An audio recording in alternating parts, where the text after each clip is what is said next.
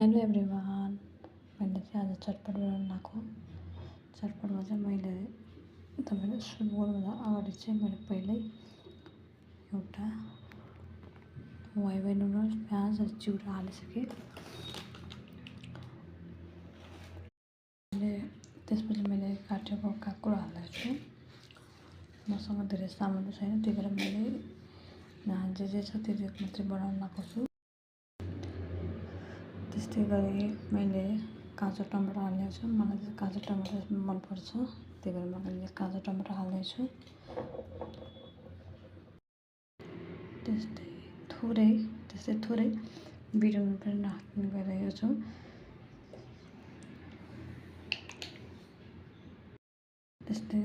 त्यस्तै गरी मैले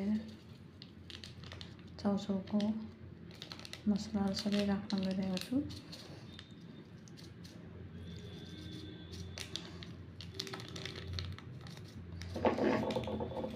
त्यस्तै गरी मैले चाउचाउको मसलाहरू सबै राख्न गइरहेको छु।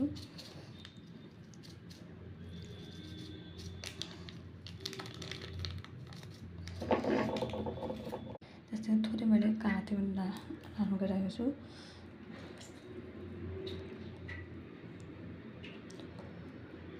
सोच्नुहुन्छ होला हरियो खुर्सानी किन राखेको भनेर। मैले हरियो खुर्सानी मसँग छैन, त्यही भएर मैले नराखेको। मसँग धेरै सामान त छैन, त्यही भएर मैले धेरै सामान राखेको त छैन।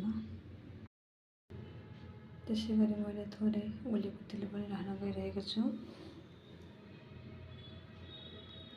थोरै तेल चाहिँ नभएको कारणले गर्दा चाहिँ मैले ओलिभ तेल राखेँ थोरै। तर त्यो त्यत्रो मलाई मन पनि पर्दैन, किनकि त्यो अलि काँचो गनाउँछ। मैले ओलिभ तेल राखेँ। मलाई चाहिँ सस मन नपर्ने भएको कारण चाहिँ मैले यत्तिकै मात्रै मोलेर खानु लाएँ। यत्तिकै मात्रै मनपर्छ, त्यही भएर सस मन पर्दैन। त्यही भएर मैले चाहिँ सिधै सादा बनाउन आएको छु। मैले चटपट बनाइसकेको छु। चटपट बनाउँदाखेरि चाहिँ मैले सबै सामान नभएको कारणले मैले यति मात्रै बनाएँ। र सुन्नु साथीहरू, के भएछ भने मैले धनियाँ छ भनेर चाहिँ रेडी गरेर राखेँ। आज चाहिँ मेरो यही खाजा हुनेछ।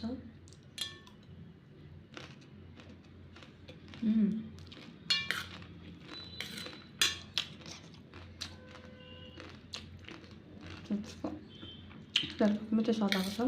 केही सामान नभए पनि मैले थोरै सामान जे सामान छ त्यति मात्रै बनाएको भए पनि